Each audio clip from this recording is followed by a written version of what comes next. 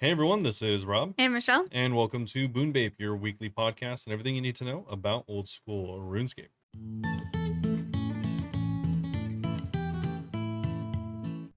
Meet. All right, so up on the docket this time around, we have a little bit of information about compromised accounts. Yep. Unfortunate, but we'll be going over that news. And then we also have a look at the summer summit. So pretty Not exciting. even really much of a look. It's just them saying when it is. But... Yeah, it's really just them getting us hyped, which is working. Yeah, I'm hyped. And then we have a look at the actual update for this week. So kind of similar to last week, but we'll be going over it nonetheless.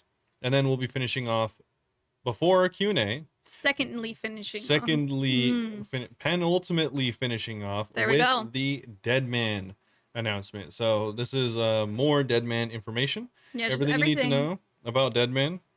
I was gonna say it. Yeah, Michelle was obsessed with me saying the whole entire name. I really wanted to say that everything you need to know. Yeah, and maybe it's because, well, is that the name of your video? It actually is the name of the video I made, but I don't even think my video is relevant anymore. They've changed it a lot. Wow. Either way, we'll be going over Deadman, and the non-relevant video will not be important. So we'll be going over that, everything you need to know, as well as finishing off with a Q&A, like we just mentioned. So as always, if you are interested in joining our Q&A, feel free to get in contact with us pretty much anywhere. Yeah, and, all our socials are in the outro and in the episode description. Yeah, probably the best place is, as always, going to be Discord. So discord.gg/Bunebape. You can join, and we play plenty of different games, not just RuneScape. And we have a pretty good community so far. So. Yeah, I mean, I kind of like hate all of them. Yeah. But other than that, like, pretty good. Yeah, like we hate them all, but like they're not the worst. Yeah, so. yeah. Like second worst. So if you want to join, feel free to join. We have a questions channel for the any questions you want to ask on the podcast or just in general. So yeah. But before we get into any of that, Michelle, how's it going? It's going really well. Oh, you know what I did want to say is that person who last week said like, oh, like does Rob hate the game and stuff? They actually responded again. Being like, oh, I was just wondering. So again, sorry if we made you feel called out or anything. It's just something people ask all the time. So I was like, oh, we might as well actually acknowledge this. Yeah, honestly, it just gave us something to talk about. Yeah, and it was kind of funny. Yeah. But anyway, I actually got some levels this week. I went to Wintertaunt and I got from 92 fire making all the way up to 95. Yes. No dragon axe or pet yet. So still going, but I still have 4 more levels till I even max anyway. And then I think if I get, eventually I want to grind for all the pets. And I was thinking whenever I do that, like maybe I'll do the most points per hour. Like if you do solos, isn't that better for pet? Yeah, because that's more chances at items. Yeah, so that's not going to be for a long time. Like I have so much stuff I want to do before I grind for pets, but it's something that has been on the mind that I'm like, oh man, what if I don't get it? So I've been thinking about that. Other than that, mostly just been sending TOAs all week. I got a ring in my name, huge. Do you know what? We almost only saw all rings this week. For a second, I thought that's all. Just 19 rings this week.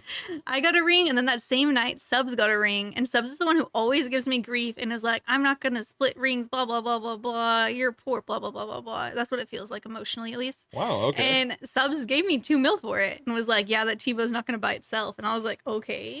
Finally coming around to it? Because you're definitely going for the T-bow, right? Well, I'm going for Masorian's DCB first, and then I'm going to the T-bow once I get that. Yeah, just, what is that? It's only like 600 mil, right? I have to get like 450 more until I can afford my goal, and I'm going to have to sell all my crystal. And then the T-bow's another 1.5 bill. Yeah. Well, 1.3, let's not be crazy, all right? Yeah, I could really use a shadow split. Or 4. Yeah. We thought we were going to get a shadow split last night. We looked so silly because I was raiding with Villain. Villain's the one who's gotten 10 shadows. And Villain was like, oh, I could tell, like, this is the raid. This is what's going to happen. And there was a purple and everything. And Villain was, like, hyping it up in the chat, like, oh, my God, I'm so shook right now. And it was a ring. Yeah, that's why I was dying laughing. I was like, bruh, I guess, like, the last 4 purples he's gone have all been rings. Nice. But I'm trying to raid with him whenever he wants to because I'm like, I need to be there for this. Yeah. I know it's going to happen. I know he's going to get another. He just has the best luck with it. And we also got a chap split this week. That was 21 mil. It's like I made a little bit of money, but I also spent money because I did a couple bond giveaways this week on stream. So you win some, you lose some. Yeah, that's how it goes. Haven't played any more of my hardcore because I've been Surprise, trying. No, I surprise. like really want to. I've been catching up on shorts. I've been trying to queue up a lot of shorts so then I won't feel bad for not making shorts for a day. Because it kind of got to the point where on Sunday, like the short I had that went out that night, I made like 5 hours before it went out. Like I was rushing it. But now I've gotten up to like 5 days ahead, which is nice. That's cool. Yeah, I'm slowly getting there and I'm going through old footage. I just edited a demonologist video from literally back in May. Finally getting to it. And what else was I gonna say? Oh, I'm sponsored again this week. I haven't even announced this on Discord yet, actually, because it literally I just like said that I do this, but I am sponsored by Marvel Strike Force, actually, which I've seen them so many times offering sponsorship, but the positions are always like people take the slots first. Yeah. So I've never been able to do it before. That's cool. Yeah, I played it a little bit on my phone, but I've like hardly started at all. But the goal is if you guys want to use, I'll put the link in like the episode description, is to get to levels 5, 10, or 20. And obviously it just goes up in how much it pays depending on what level you get. Actually, weirdly, level 5 pays better than level 10. But what about level 20? Level 20 pays like over $10 each person. $1 million. $12 a person. All right, yes, we need everyone to get to level 20. Level 20, I'm assuming will take a few days. So but if you like this it, podcast episode is sponsored by Marvel Strike Force. There you go. Log in, but make sure to use the affiliate link. It is mobile as well. You can also just go to twitch.tv/Bunebape and type !Marvel or click the banner. It's mobile and PC? Mobile only. Oh, okay. Mobile and tablet works as well. Well, yeah, that's mobile. Yeah, but I feel like it's not clear to everyone, so I like to specify. It's mobile and mobile for anyone wondering. Mobile and mobile. So yeah, that's a new game. I can't even describe it too much. It's just seemed like so far you're just like kind of like fighting enemies, but you get to be people from the Marvel universe. So the 3 people I have so far are Spider-Man, a shield unit healer, which is nice to have a healer. And then I got Luke Cage, which I was actually pretty excited about because I watched that show. And I was like, oh, cool. So it was actually kind of fun seeing all these like familiar names and stuff. Yeah. And yeah, I'm barely in it, still in the tutorial, but seems chill. And I'll be sponsored by them for a week if you guys are interested in that. Yeah, there we go. But yeah, I think that's about it. And then I'm just playing a lot of Phasmophobia this weekend because there's going to be a new update. Oh, it's exciting. Yeah. How are you? Well, I am doing pretty well. Pretty well. Can't complain too much. Just a little bit. Just a little bit complaining. Yeah, haven't really, surprise, haven't played any RuneScape. Who would have thought? Because you hate this game. Well, yes, obviously. But besides that, just because I don't have much time. Yeah, he's gotten very, like, strict about his schedule. So, yeah, not much free time. During the week, I think I play a total of, like, 1 hour of video games, maybe, sometimes you'll play, less. like, 15 hours. 15 minutes before you go to bed. Yeah. Usually I just log on and I'm like, oh, this is what it feels like to play a game. And then I like, all right, time to go to bed. Short-lived. Yeah, unfortunate. Well, if you check out Marvel Strike Force on your phone, you can play in bed. Oh my gosh, you're right. I can play while I'm definitely sleeping. going to make him play it too. Yeah. While sleeping. I am going to play it, so. Yeah. I think that looks fun, so that'll be cool. And then besides that, this weekend I will be playing Path of Exile. What's happening with Path of Exile? Tell everyone. Path of Exile is getting its newest installment. It's called Trials of the Ancestors. Ooh, that sounds interesting. It's actually a really cool idea because they've had so many leagues over the years. They have about 3 a year. The game's Wouldn't like, know what it's like. The game's like 10 years old, so it's like almost going on 30 leagues. Wow. So a lot of different leagues, so they have to come up with different ideas. It can't just be the same, kill this mob, get this item. Why don't we get leagues like that? Yeah, that doesn't happen anymore in this game because they hate us.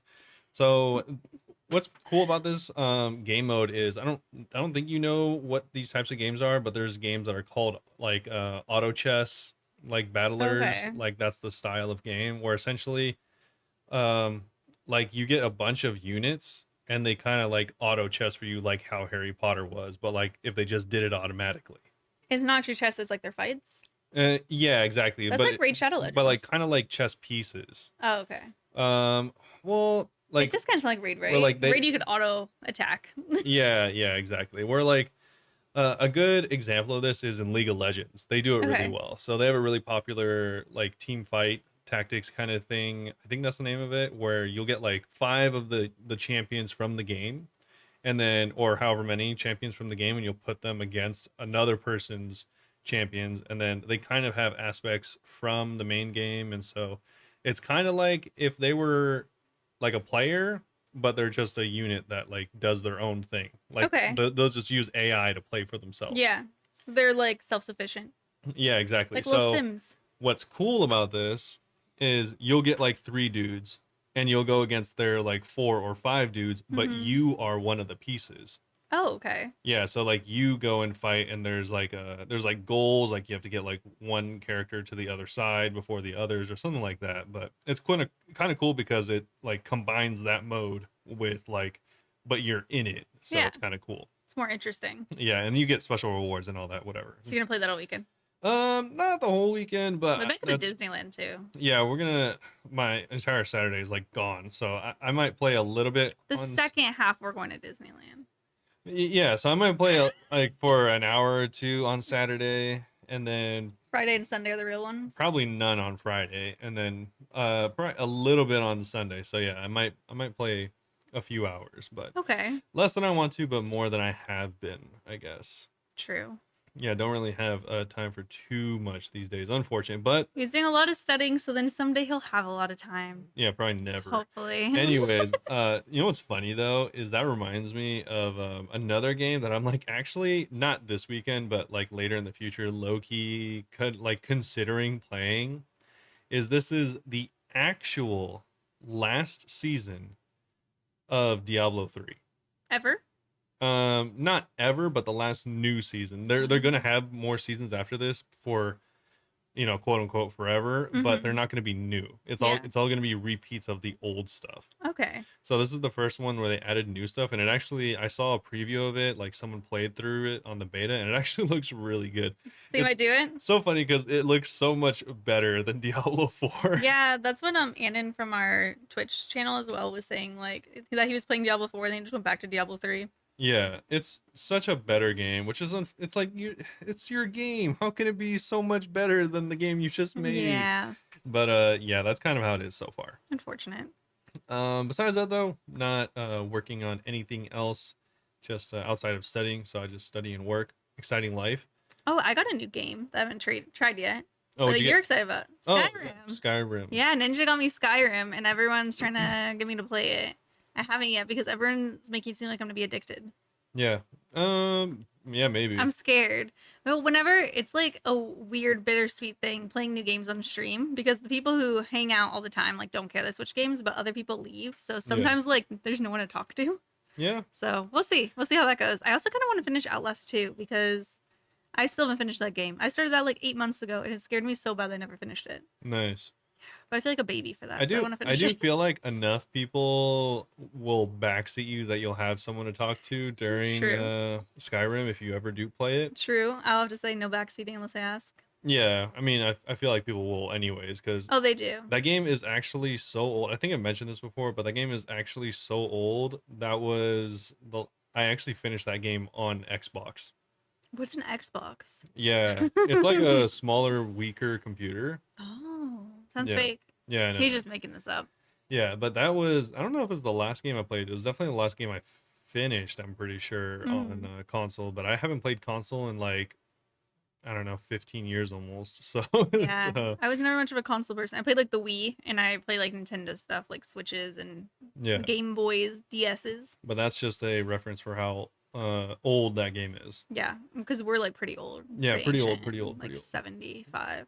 Yeah, for anyone that hasn't become aware of it, in actually just a month or two, that same studio that made Skyrim is going to be releasing Skyrim in space with guns, which is Oh, called it's a new game though. yeah, which is called Starfield. Dude, I was thinking this was the name of the new game, Skyrim in space with guns. Honestly, that would be a pretty good idea. They should just do It that. reminded me of that meme about a metal band, and it was like, I have guns in my house for murder. Yeah. It's so funny because they like made that joke not about the band, but because The space one. they've actually re-released Skyrim I think 3 or 4 times. The one I was gifted, I think, was a re-release version. Yeah, and like if you With wanted new to, stuff. they even released it on VR, Oh. and that was like I think like $60 or $70. Yeah, mine Skyrim's on sale. I don't know if it still is anymore, but it was like half off. Like it's only $10 if you guys want it on Steam. Yeah, it's often on sale, so I'd Mhm. recommend waiting for a sale because it's already really old. Everything on Steam is always on sale. No. Just No, games no, that are no, just no. games that are 15 years old. No. Anyways, I think we've rambled on long enough. Nah. We can move on to some actually interesting things because Yeah, the first interesting thing is people maybe losing their accounts. people have lost their accounts. So, I I didn't actually read this one, but someone in my chat was saying like, "Oh, if you guys are getting links, like don't click it. It's kind of yep, sus." I guess that this is what they were talking about, and I was like, "I don't click anything that's anyway." the thing. So, apparently, this was a specific issue regarding linking your account with Amazon and or Steam. So, for anyone that didn't know, you can like link your account with Steam and Amazon for an easy way to log in or whatever. But the thing is, for some reason, people were able to send these specific accounts links. And for anyone that doesn't know, you should never click links from people you don't know. Well, it says like specifically on here that it was through social media, and Elon Musk, of course, made it so anyone could have a little blue check mark next to their name, so anyone could just pretend that they're a reputable source and send you a link and be like, "Yes, this is it." Yeah, like I said, don't ever Just don't click click on links anything. from people you don't Just know. go to the website. Yeah, if they're like, "Oh, claim this thing," like Claim why? it from somewhere Like else. unless you entered something to win, you probably didn't win. Like the chance Hmm. of you winning is like zero. So just like think about it before you click on something. Well, I didn't see what happened, but I know Amazon is you're able to get like a free bond or something if you connect it. Oh, Well, no, I was saying someone that's like a real thing. yeah, yeah, yeah. And anyone could just lie and say the real thing because it doesn't sound too good to be true and just send you a malicious link. Yeah, but in that case, well, I guess you maybe should look into it more, but Hmm. that's from a thing that Amazon always does called Prime Gaming. So Yeah. I would just go through that link and like Google it instead of going through like a link someone links you. Especially, yeah, let's just, Yeah, just don't click links. Just yeah, go to the websites yourself and find it. it can be difficult. Like, no one is impervious to this. This is Hmm. very low tier phishing, and phishing is what, I mean, is essentially what has like taken down like really really big companies and like caused like millions and millions of dollars of Yeah. damages. So It's like everyone falls for everyone falls for it, but just it. do your best not to click on random links from people you don't know, Hmm. even if they look Even like seems they legit. have some authority. Yeah. But that's what happened here. So essentially, people were getting sent links, and for anyone that doesn't know how links work, you can have them redirect to pretty much anywhere. Which I hate. Like you can have a Reddit link that redirects to Google or redirects to whatever, even a file, for example. So redirect to whatever malicious thing that they want to send you to. Yeah, so essentially, as soon as people would click on these links, they would essentially just immediately lose access to their account because Aw, for somehow they would gain your credentials and be able to log in as you. And yeah, you would just essentially just lose your account. that sucks so bad. And it would happen so fast that unless you were about to log in right away, you'd probably already have nothing by the time you went to log in. So I don't think there's anything going to be able to happen to those accounts. They say RuneScape characters that are currently linked to Steam are still able to log into the game. If you're unsure which third-party services your account is linked to, you can check. They do have a thing to unlink your third-party accounts if you'd like Oh, to. interesting. And they are taking the issue very seriously and hope to have more information. But yeah, this is consider your items gone to the ether. Like there's, Rough. I don't think there's. I mean, do you normally get your account back and stuff like this though? I mean, with this type of hack, I'd assume they just want your stuff. They don't want your account. I mean, Because you got hacked, but you got your stuff, or you didn't get your stuff back, but you at least still had your account. yeah, because a lot of people don't want your account. Like if Yeah, they that's do good that, at least. So you're not totally left high and dry. yeah. But I it mean, sucks. there's a chance they sell your account. You know, That's brutal. so I don't know. Yeah, but Just be careful. yeah, be careful and don't link your account. I don't know. I mean, this is good for us because we've been telling people to be wary about the new Jagex accounts thing. Well, they said on there that this is only RuneScape character level and it's not related to Jagex accounts. So they're saying Jagex account is fine. Sure. I need to connect to Jagex accounts. I've been meaning to. While they could totally be right, right? Obviously, they're probably not lying. The only people I've seen this affected by are people that have linked their accounts with Jagex Really accounts. Personally, interesting. I've I only didn't see any. I've only seen like 3 or 4, but all of them I think were linked accounts. So Okay. we yeah, just be careful, I guess. Mhm. I just thought it was funny. Not saying to not use Jagex accounts, just Yeah, I still need to use it. I know a lot of people who use it and they like it. Don't Yeah. let Robert fearmonger you. I'm not fear mongering. I'm just extra cautious. Hmm. Speaking of extra cautious, we have Summer Summit. Tell me how that relates to extra cautious. Oh, because I'm cautious going into it. I knew you were gonna ask, so I had this ready. Cautious going into it because I feel like there's gonna be a lot of stuff that people are looking forward to that they might not get. Okay, that's fair. So we have the Summer Summit 2023. This is actually happening This week, really, really soon, August 19th. in a couple days. So by the time you hear this, it'll be in one day. So this is going to be for all of the scapers out there, August 19th, 8 p.m. BST, 3 p.m. EST, and 12 p.m. PST. Us. You can check it out on twitch.tv/oldschoolrs. It's actually gonna be when I'm awake. Yeah, Imagine. an actual real time. Yeah, and not in the middle of the Crazy. night. So it says we're less than a week away from the Summer Summit and the first look at Old School's roadmap for the rest of 2023 and beyond. This news post will be updated with the latest information in the run up to the summit and give you everything you need to know as it happens. And like we mentioned, it'll be happening on Saturday, August 19th. Oh yeah, on their Twitch at though. those listed times. Their Twitch channel, by the way, is twitch.tv/oldschoolrs. Yes. Yeah. Just in case you missed it, it is going to be they say grab yourself some refreshing beverages.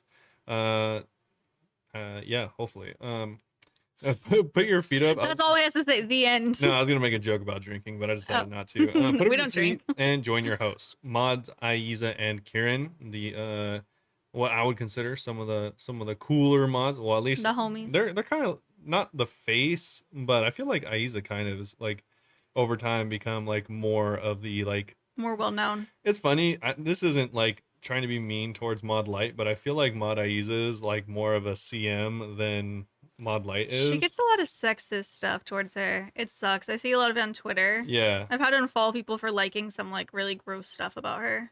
I feel like there's like it's not weird, but like there's like a disproportionate amount of respect for Aiza. It's just sexism. Yeah. Yeah, that's definitely a big part of it, unfortunately. They'll be joined by an assortment of old school J-mods to give you the lowdown on the rest of 2023 and the beginning of 2024. Hopefully we get to see Husky and Ash and all the good old friends. Yeah, Mod Light hopefully joins as well. She's always pretty well informed. So we have a little bit of a teaser trailer. There's a trailer, and I'm not saying this is going to happen, but I'm pretty sure they're going to announce leagues. Is this the trailer you're talking about? Yes. I think. No. Well, okay. I watched a trailer where people are talking. Robert didn't watch that trailer. Anyway, in the trailer I watched, oh yeah, the trailer we're watching right now is not the same. Yeah, I was like, this isn't weird. They do have an animated trailer. Well, they have a different trailer as well that they put on Instagram, and it was like showing like some of the J-mods talking, and they were like bleeping out words, and they're like, bleep is back. Yeah, and they're like, you do Twitter. bleep, you get points. You do bleep, you get points. And I'm like, this is leagues for sure. Yeah, they definitely had like a leaky kind of Twitter post that's what she's talking about. Yeah. The actual Summer Summit trailer that is on this post that we're talking about is really just a kind of like a minute-long video trying to hype people up, and I actually really liked it. The animation style looks so cute. I think it looked really good, and also just the way the music was, it really hit like the nostalgia. I'll watch it later then. Yeah, and, like listen to it. It was actually really, even though it was only a minute, there's no dialogue in it. I thought it was really well made. Nice. But yeah, that's it for Summer Summit. Really just this post telling you to make sure and go check it out, because I think every old schooler, I guess you would call them, will be interested in what we have to hear, I'm sure. Will be interested. You will be interested if you're playing the game. Yeah. Speaking of something you're interested in, maybe interested in the Speedrun Cup numero 3, which is 3 for all of you. I thought you said, I was thinking you were trying to say Dutch, and I was like, that's not even right. No. We've been doing more Dutch. We invested in Babbel. Speedrun Cup number 3. Number 3. Number That's Dutch. 3. We should have seen as many languages as we can right now. Yeah. I could continue in a few other languages, but we will not brag. do that. I don't believe you. Okay. Not only do we have a jam-packed live stream, but before the summit, you can experience some of the best players push to their limits. speedrunning the most iconic old school bosses for a grand total purse of $5,000. So How do I get invited to these speed runs? Sheesh. yeah, this is actually kind of cool. I think that we talked about doing more events like this, and they actually are. Yeah, they have been doing more community-led events. Yeah. And I'm imagining they put the money forward. Yeah, well, I don't know that for sure, but I'm they imagining. didn't say that, so we'll Yeah. see. Either way, Well, they said they partnered with people. this time they're partnering with EVscape. So EVscape has partnered with them in the past. So EVscape, Hootie, and Crusader talent are all going to be in the cup. I'm not sure if they'll be in the cup. They're partnered for it regardless, but they don't say exactly who will be in the cup. Yeah, they're talking about quarterfinale, semifinale, and grand finale. So I'm wondering if there's a lot more people in it, and then those three are in charge of it. Yeah, I'm just not sure if they're like only hosting it or if they're also in Partaking. it. Yeah, probably just hosting though. Anyways, though, if you are so inclined, that probably look cool. Yeah, and you have some free time this weekend, I'd recommend checking them out. Obviously, in between all of the Summer Summit stuff, you're maybe just going to want to pull up 2 different screens for both of them because it's going to be happening on Thursday, Friday, and Saturday. Yes. Actually, they made sure to do it early in the day on Saturday, so it's not conflicting. It'll be over before the Summer Summit. It'll be over long before the Summer Summit. You could go to the park for hours and hours and then come back and just still make it for the Summer Summit. And this is all going to be on EVscape's Twitch. Yes, EVscape's Twitch channel. Quarterfinals on Thursday, August 17th, which is actually tomorrow from when we're recording this. So yesterday from when you're around when it comes out. Yep. And then we have the semifinals on Friday, August 18th, and like we said, grand finals on Saturday. So this is just a quick little weekend $5,000 cash grab for whoever was able to participate. That's pretty cool. Yep. And yeah, so pretty cool. Nice. It's just going to be killing mobs. It looks like they have a showcase showing you what it'll look like. With the screenshot being one of the meleeers from Jad. Yeah, one of the meleeers from Jad getting specked out. I always thought that they were creepy. And they're just dogs.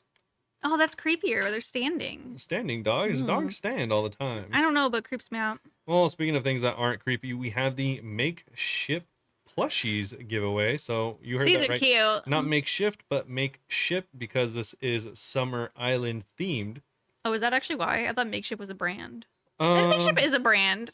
You're just trying to make it fit No, mine is cooler. Yeah. So check out these breaking pictures of our first official OSRS plushies from Makeship and find out how to win one. So you can actually... I'm going to enter to win one. Enter to win.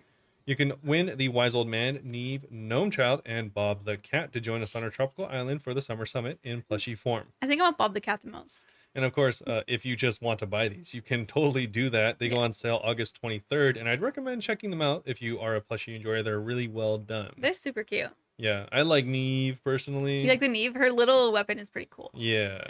I like Bob a lot because I just like cats. Yeah, because cats. Yeah. Surprise, surprise. But yeah, that is it for all these Summer Summit news, but we do have an actual update this week. Well, kind of. Kind of, not huge, but it's more Desert Treasure 2 changes and other etc. things. Yes, yes. So, they first go and mention that they're having the Summer Summit, which we just went over.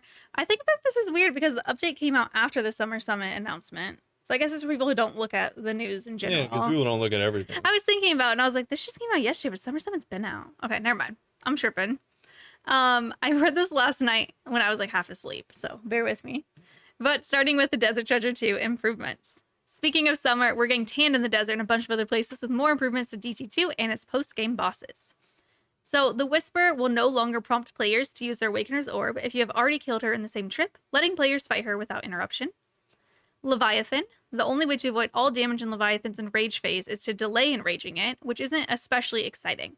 We've made a change that Leviathan basic projectiles will no longer hit through prayer in the period after the boss enrages and before the buff NPC spawns. Leviathan should now drop Brimstone keys in an accessible location on death. Of course, you'll need a boss slayer task for the Leviathan to get these keys at all. Have you seen those? Where were they dropping? They were dropping I was wondering. Where Leviathan dies. Just in the middle of the water? In the middle of the water. Yeah.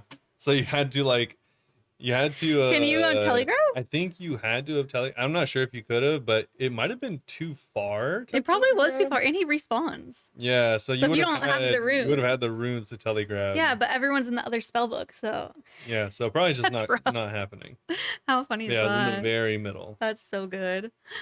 Next is the Duke. So the Duke's site overlay is now cleared upon leaving the instance. We've updated how the rendering of the Duke's event and Acid Walk projectile works so that they should be clear. And there are some other smaller changes. So, successfully obtaining the Ancient Blood Ornament Kit will now send a clan chat or group Ironman announcement broadcast.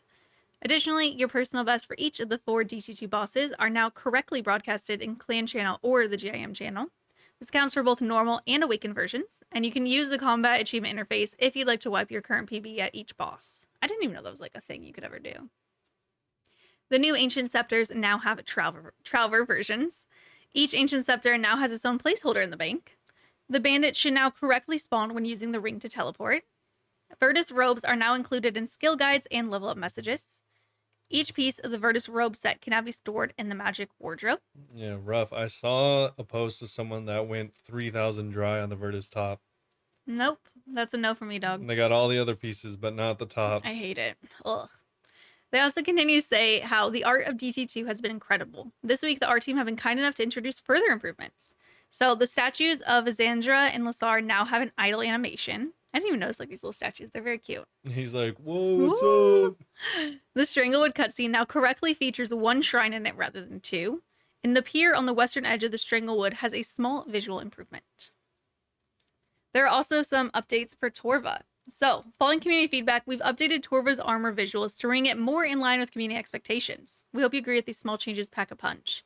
So if you guys don't remember, they changed Torva to look more old school, and a lot of people did not like it. I actually liked it, so I was surprised, but like everyone on my stream was saying how it sucked. So I was surprised by that a lot. I like it more than the old one, I think. I still don't think it's that good. Yeah. One thing that was funny about though is that when you're looking at your neck from the back, you had a little chicken neck. Like the helm looked huge, and then the back looked huge, and there's a little chicken neck.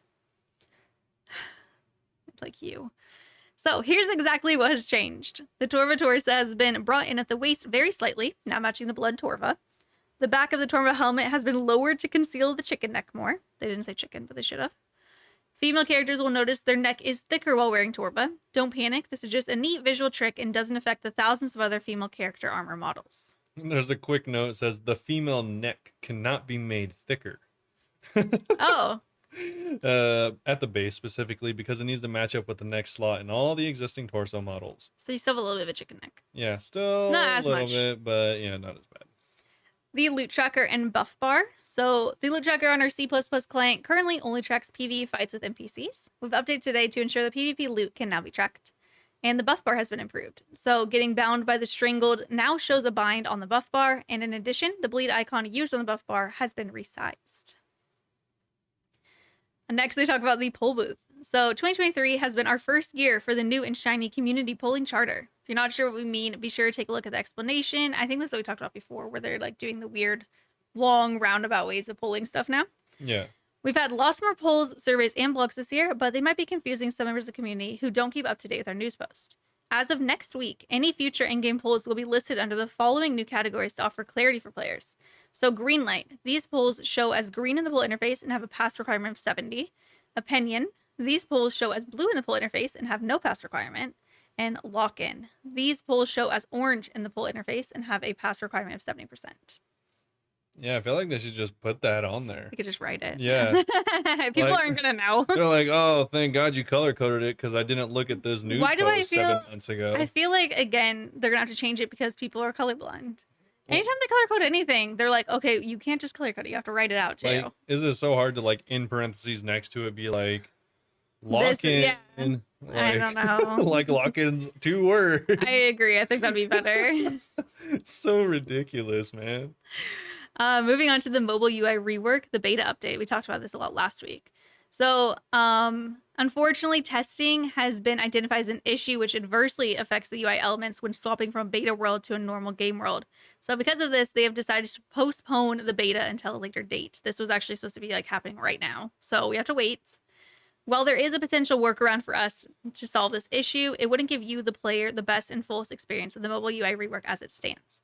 The rework is really important, and we want to give you a chance to experience the changes properly and share your feedback without encountering any issues that would redact from that process. Detract from that process. Why did I say redact? How this might affect our plans for Forestry Beta is still TBC. We'll update you once our investigations have concluded and when we are confident in a date we can deploy the fix and have a beta ready for release. We know many of you are looking forward to trying out the new UI, and we apologize for making you wait a little longer. Any further updates will be added to the UI news posts and or shared via our social media. It's unfortunate. I'm hoping Yeah. that all of this extra work they're doing on the profile changes from different server to server is in preparation for a new league. I mean, I'm really hoping they're going to announce a new league on Friday or whenever, Saturday. Yeah. I really hope so, and I think so. But I don't want to be wrong, so I don't want to get too excited. Hopefully. There are some other small changes this week, though. So as of today, attempting to open an impling jar with the clue in your inventory, the same tier that the impling could give, you will now be given a warning. So no more spam clicking eclectic and then being like, oh my gosh, I have a medium right there. The generic parchment menu text has been given a slightly stronger contrast against its background to improve readability. Fixed a graphical issue when wearing Virtus robes with certain weaponry. Obtaining a wilderness boss pet that could be obtained from more than one source will now update the kill count for both in your clan broadcast, provided you have one. Fixed a bug where certain items are being skipped or displaying incorrectly in the collection log. Players affected by this issue should find the issues resolved upon their next login. We know this bug affected the following items. So some mounted fish ones, big swordfish, bass, shark, and the golden tench. And some howled sepulchre items, including like all the tools and rewards. They've also fixed incorrect collection log values related to Laren's big chest, the brimstone chest, and the gauntlet. Nice. Big changes this week. Everyone log in. Yeah, and the last thing is the PvP arena is using Zerker loadouts and rank duels and tournaments this week. Nice. So Huge. that is it for the update. Yeah. And everything else, unless there's more tomorrow, is just Deadman. Yeah. So unfortunate. If you are not interested in Deadman, you should probably skip after this point, but we'll see tomorrow. Hopefully, fingers crossed, there's another update. Yep.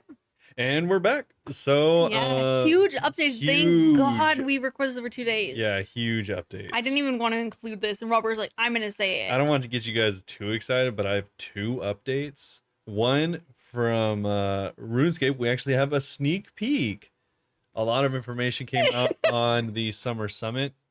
We actually have a reveal for the new roadmap. Are you ready? Yeah. Go ahead and tell them everything it showed us. So there's a timeline, which is August 25th for Deadman Mode, and then autumn, winter, and then early 2024. Yeah, all the way till next year. We have 8 question marks in squares. Sorry, 6 in squares, 2 in rectangles. Well, Oh, they're all rectangles. No, a rectangle's a square. A square's not a rectangle. I get confused which one's which. Yeah. Anyways, that was a joke. They didn't actually tell us anything. There is a roadmap showing We know that there will be 4 things in autumn, presumably smaller things. 3 things in the winter and 1 new thing in early 2024. If it's sailing, I swear. That's not cool to taunt us with a question mark if it's just going to be sailing. I think it's just going to be sailing. Ugh, I'm going to be annoyed. Yeah. Anyways, though, we actually didn't get too much. Just a little sneak peek at the roadmap. That is something new, but really not too much information there besides how many things we could expect coming soon. What was your other thing? Oh, the other thing. You didn't tell me. I know everyone was waiting to hear, but I'm pretty sure I know my Path of Exile build. Okay, tell us. Yeah, so I'm very invested. I'm pretty sure I'm gonna play Lightning Arrow Juggernaut.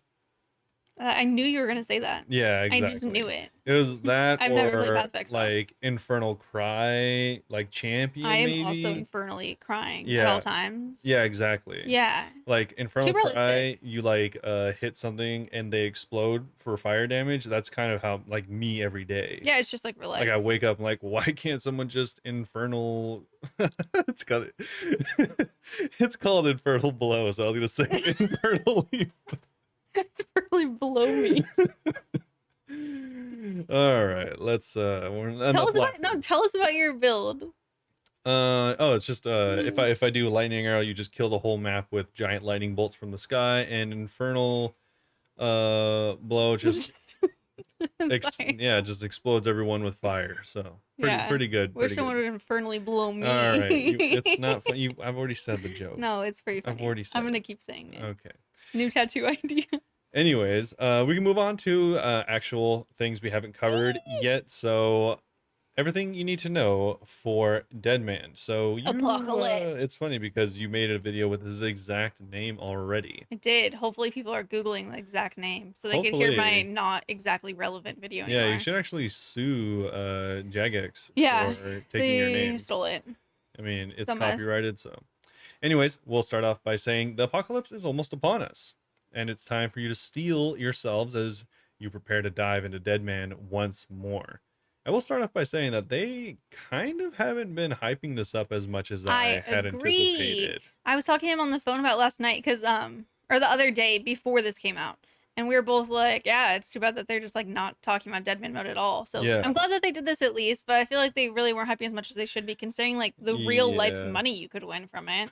I feel like a lot of other stuff that they want to hype, they kind of say it week after week over and over Yeah, they like again. remind you. I kind of forgot about Deadman Mode. Yeah, almost forgot this even existed, but it is coming Hmm. out really soon, and by really soon we need like next week. Next week? Yeah. I'm So gonna do it. I actually am planning to go and join some people from Discord. Villain said that last time he made like 700 mil like yeah, you can from doing trade. You stuff. can, yeah, So we're gonna gold go and try to make exchange. money, and I'm gonna do it very casually. So if I can I make mean, anything. even if you make 1 mil, the gold exchange rate's usually pretty good. Oh, So and yeah. I'm gonna become a PK god.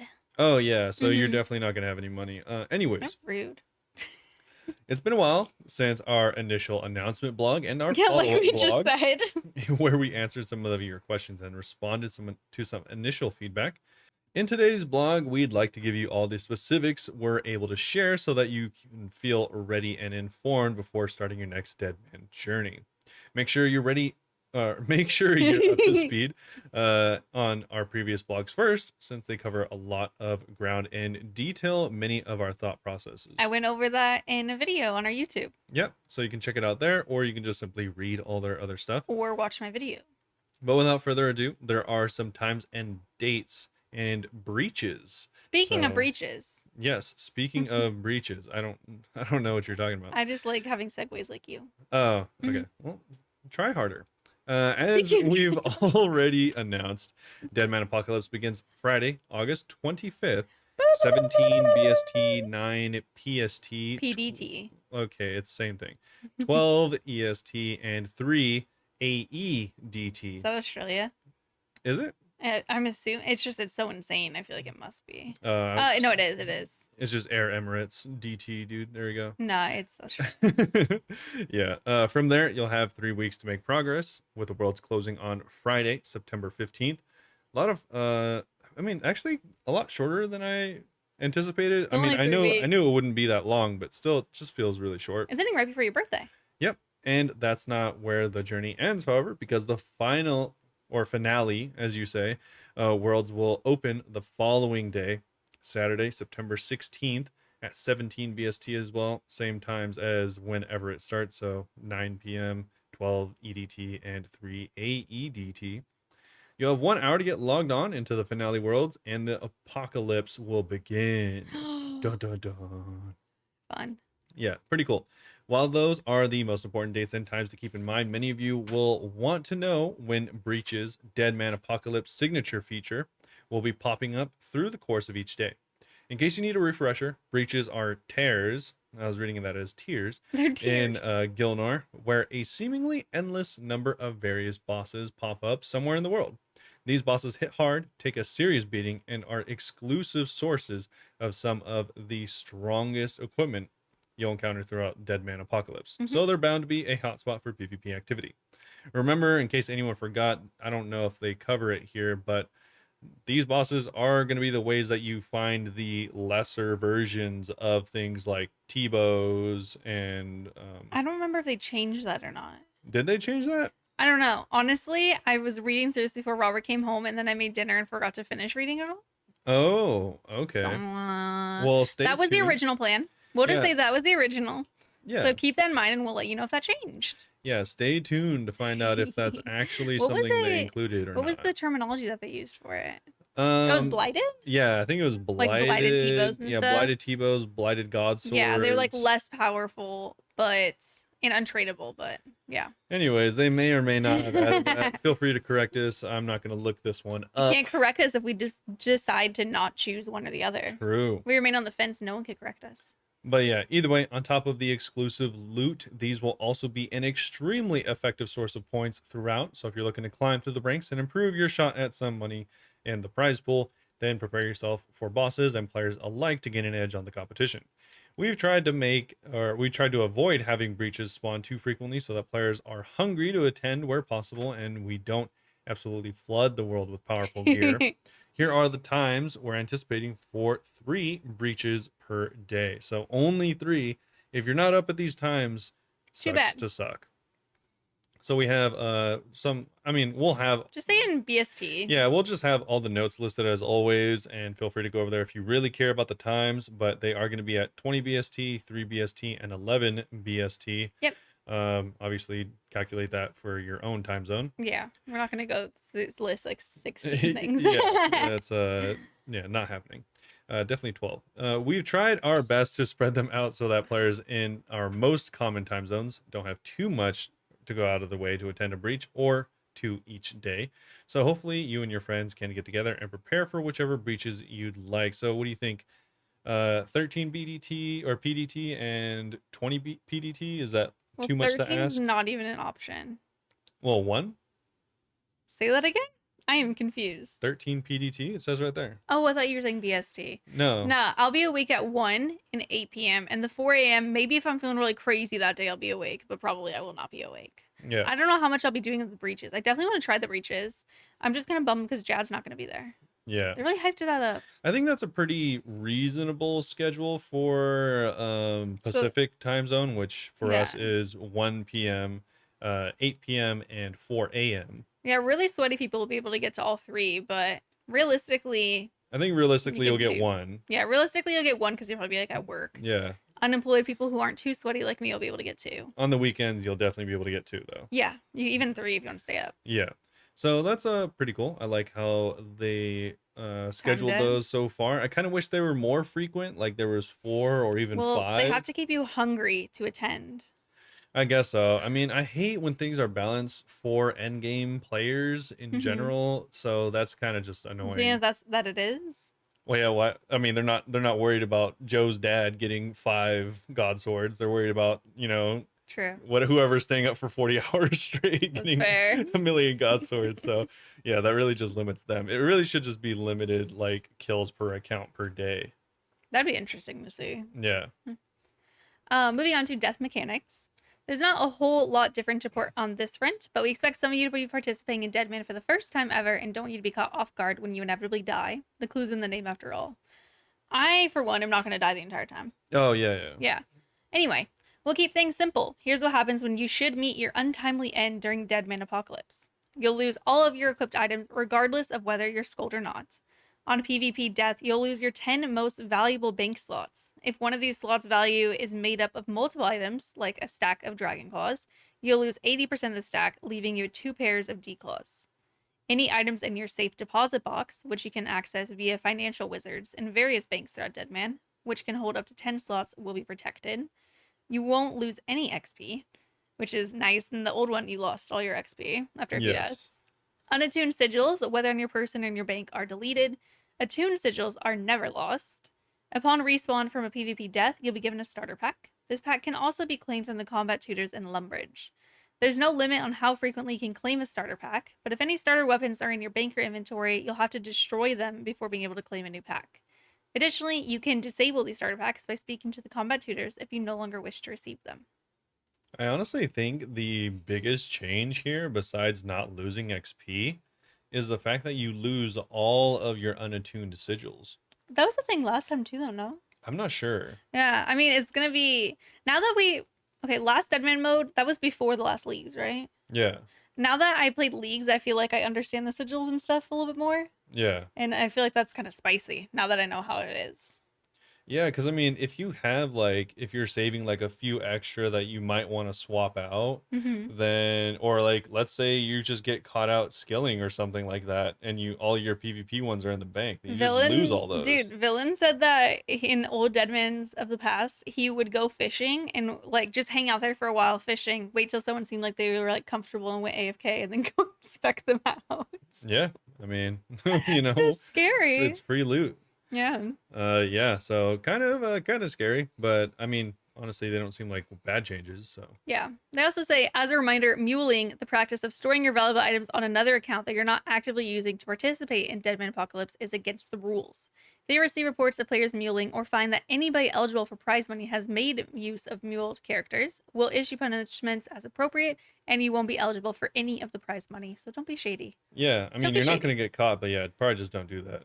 Yeah. I mean, yeah, I think you'd like have to be live doing it. Yeah, like you'd have to be streaming like, all right, here's my fifth mule with all my god swords. Anyway, yeah, let me put my T-bow over here real quick. Yeah, I mean, come And now on. let's go fight. They can barely like handle the boss, let alone people trading like Stop normal. it. Combat bracket worlds and quest unlocks.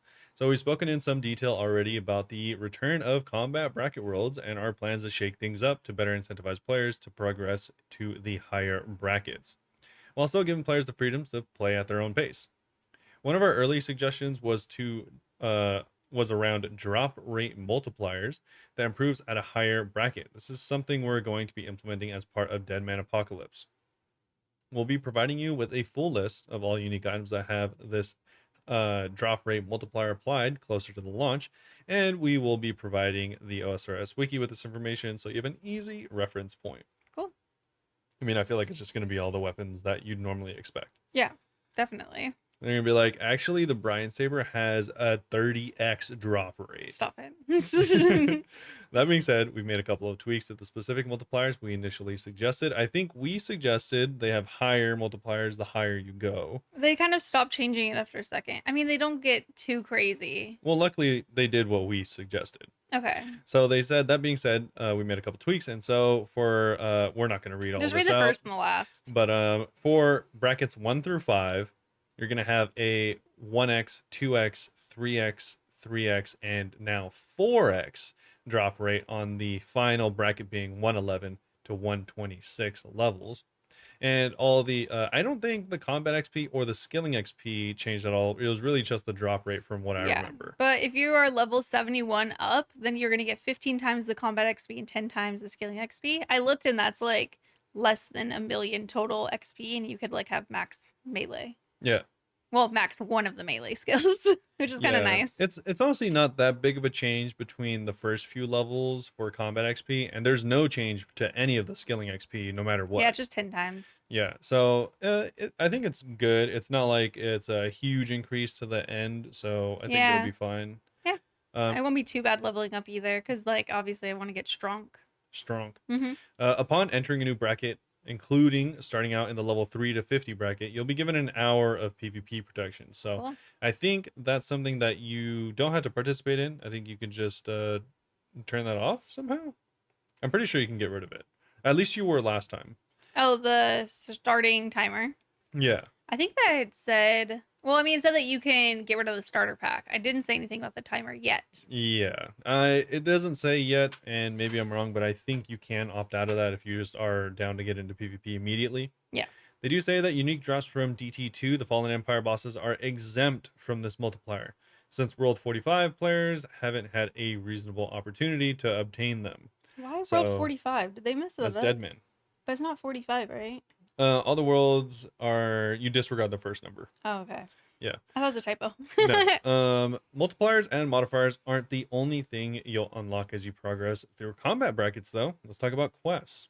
In our blog covering the initial feedback, we went into some details about this, and so essentially, remember, with combat brackets, you'll be given a couple of extra quest lines, either partially or in full, to choose between, when you can select one of these choices to automatically complete. So if you're wondering where a certain quest is, there's every chance it'll be included among the prerequisites for some of the unlocks. Cool. So remember, you'll be able to manually complete quests as you please, and you'll also be able to clear some as a reward.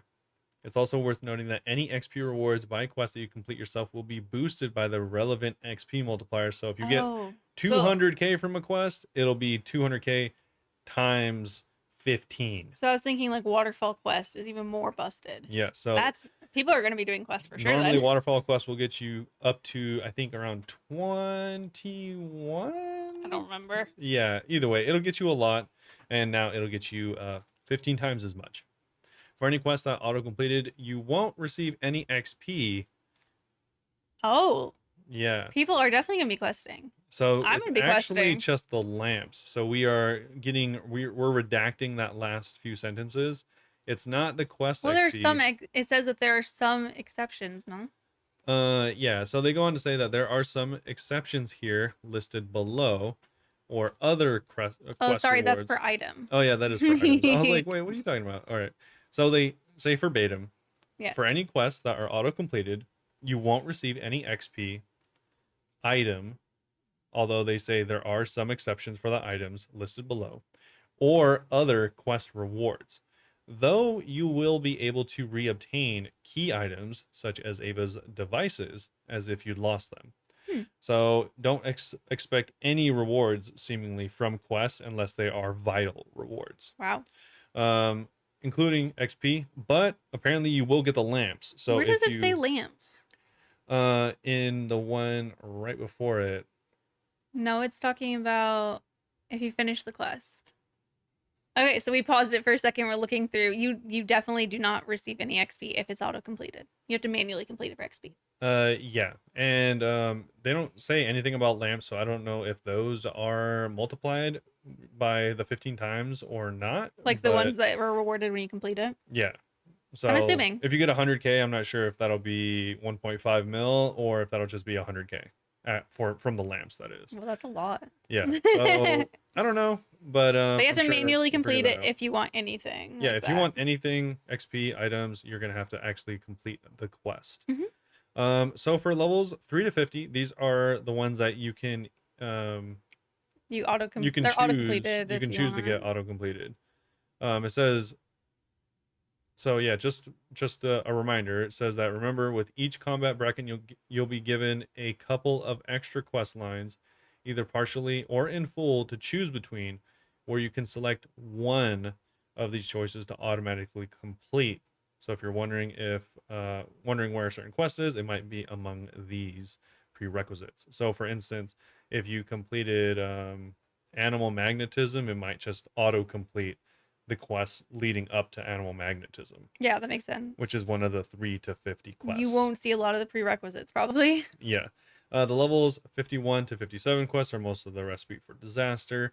71 through 90 is going to be things like Monkey Madness 1. That's where you start getting the bigger quest lines. Yeah. And just a reminder, you can go and do these. Actually, uh, totally mistaken.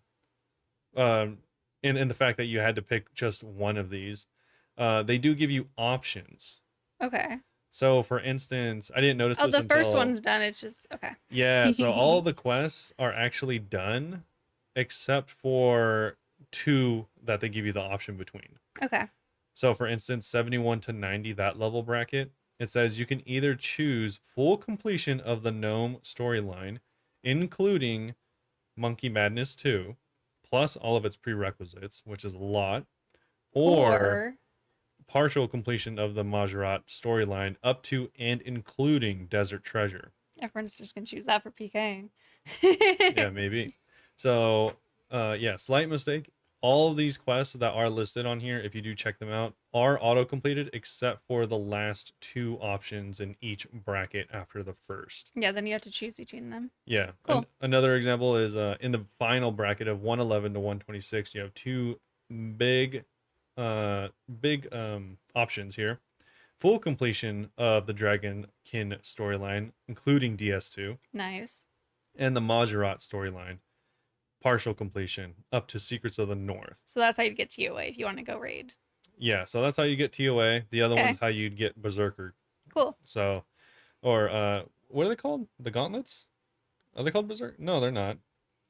The gloves. The gloves. Oh, ferocious. Ferocious gloves. I was like Berserker gloves. That doesn't sound right. Ferocious. Yeah. Yeah, yeah. So that's how you would get some of the items. So keep that in mind. But again, you can just complete all these quests if you are really keen on doing that, and then you'll get like a bajillion experience. Yes. So they do go on to say that items from auto-completed quests that can be reclaimed once via the combat tutors in Lumbridge. If you reclaim these items and happen to lose any of them, you have to re-obtain the item yourself, the normal way. Oh, that's kind of annoying. So some of these items include the choice of crystal bow or crystal shield, as well as the Drum Staff, Ice Gloves, Monkey Speak Amulet, Karamja Monkey Gree, Draken's Medallion, Amulet of Ghost Speak, and other items like the Ava's Device or Ivan's Staff can be reclaimed through conventional means. Cool.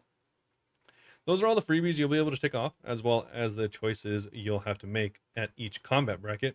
So get planning those routes and preparing to do a spot of manual questing if you're looking to tick off behemoths like Song of the Elves or Desert Treasure 2, The Fallen Empire, because those are not included in any of the auto-completed quests. Gross. I was gonna say I'm just gonna auto-complete those, and I was like, oh shoot.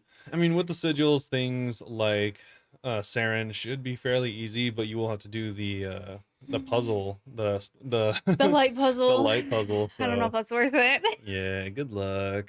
And maybe I just won't do those.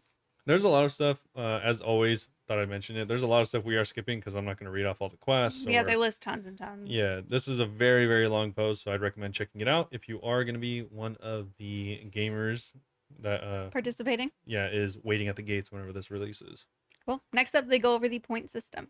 So the point system is a first for Deadman, having made its appearance in Fresh Start Worlds. We've made a handful of tweaks into the system in the hopes that this gives more players than ever before a constant stream of goals to chase and generates activity in a wide variety of locales, meaning any would-be PKers roaming the world never knows who they might run into, and any would-be points farmer needs to be constantly on their toes.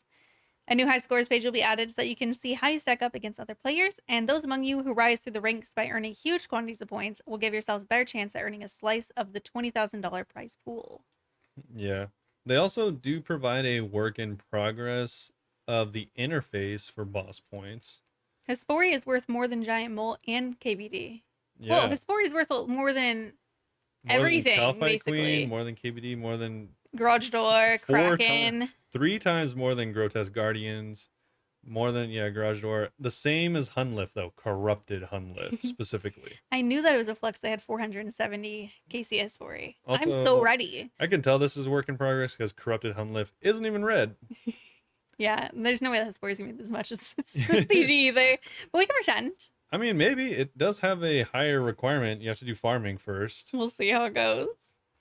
So it says you can earn points by doing more or less anything in-game, but we put together a table for the specifics, which should look more or less familiar to those of you who played Fresh Start Worlds. We're excited to see how this plays out in more dangerous environment, which players will likely find particularly effective point sources that become competitive resources all on their own, leaving you to weigh up the points you stand to earn against the PvP's combat that's likely to become more prevalent.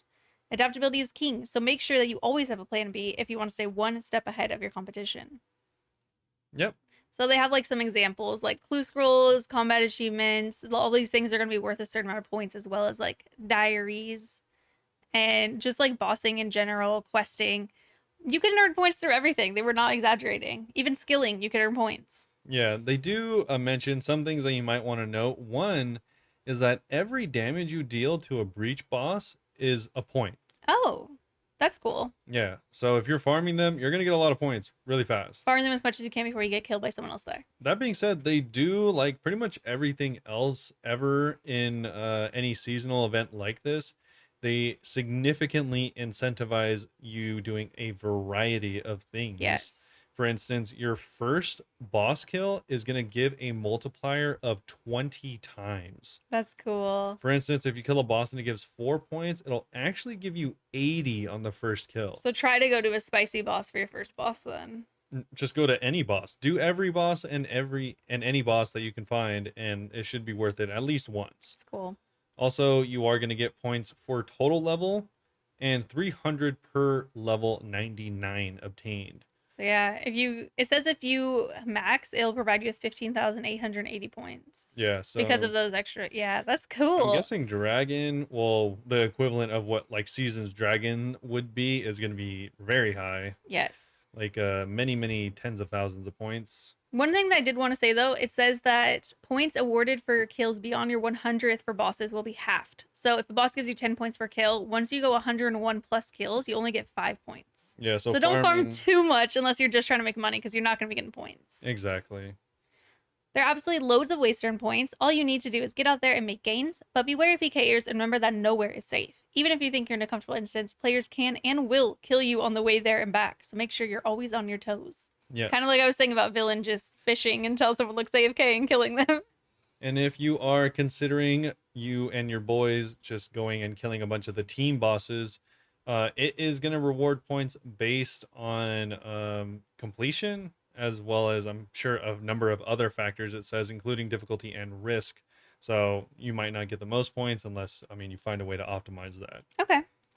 And sigils. Speaking of optimizing, you're going to definitely want to optimize your sigils if you want to deal the most damage and Yes. limit how many times you die. That was a beautiful segue. That one was actually like really smooth. Yeah, I know. Most of them are. Following their first appearance in Deadman Reborn, sigils are returning with a number of tweaks. They're a key component of your loadout in Deadman, affording you access to power you wouldn't see in the main game and flexibility to really tailor your equipment to suit your playstyle. We've taken a bunch of learnings and feedbacks from Deadman Reborn in terms of what worked well and what worked less well.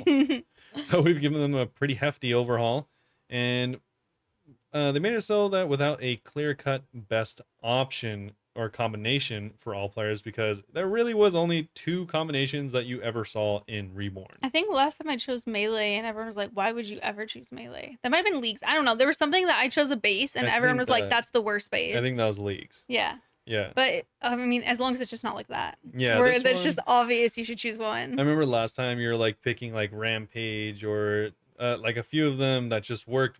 They had really, really strong synergy. So hopefully it'll be less like that this time around. Yeah, it'll be like a nice variety, it sounds like. Yeah. Hopefully. If anyone is wondering if you're going to be able to track how long you have in the game, it's going to be like Fresh Start Worlds, where they'll have a timer showing how long you'll have left in the league, as well as your progress. So you can check out how many points you have. Nice. We're not going to be giving a full list of all these ahead of time, since we'd like for you to discover the new favorites as you progress. Of course, we're still talking about sigils. Yes. How it'll slot into your gear setups, is it worth building around, and such and such. You'll have the same choices for starter sigils as you did in Deadman Reborn, as well as the ability to claim a free sigil once every 24 hours as part of a starter pack. Cool. Just like before, that does require you dying, so just make sure to keep that in mind. Beyond your daily and starter sigils, you can obtain them from all NPCs, but the tier of sigil and drop rate will improve as you progress to higher combat brackets. Alternatively, if you're a mercantile streak... Mercantile? Is it merkin? Well, it's merchant, so I just always thought it was merkin. I thought it was mercantile. Merc. Yeah. It's just fun to say. Alternatively, if you've a mercantile streak, then you can... Or you could just buy sigils from other players via the Grand Exchange, though you won't be able to trade them directly with other players. Cool. So, yeah. Oh, that means that there's not going to be like any third-party selling, kind of? Because you're not going to be able to trade them. You can't sell them for overmax cash or anything. Yeah. Third party. Or if you're just like trying to trade your friend, you can't do that. Oh, yeah. No, you have to buy from the G. Yeah.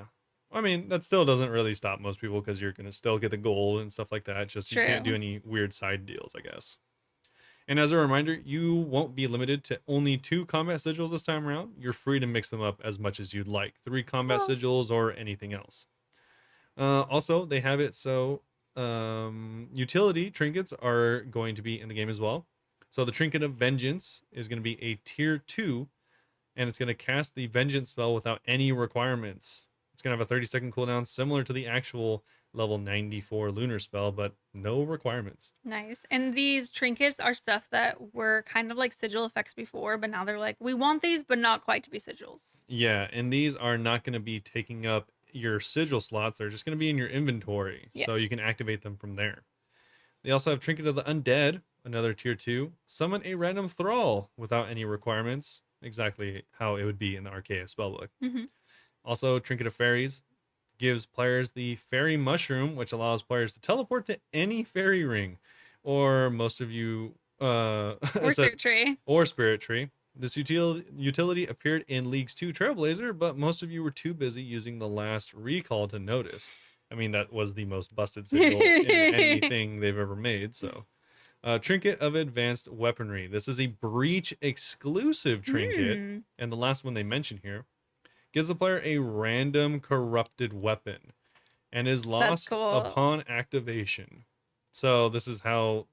so we were right. You do get corrupted weapons from the bosses. Blighted is what they're calling it otherwise. This one's just its own little trinket.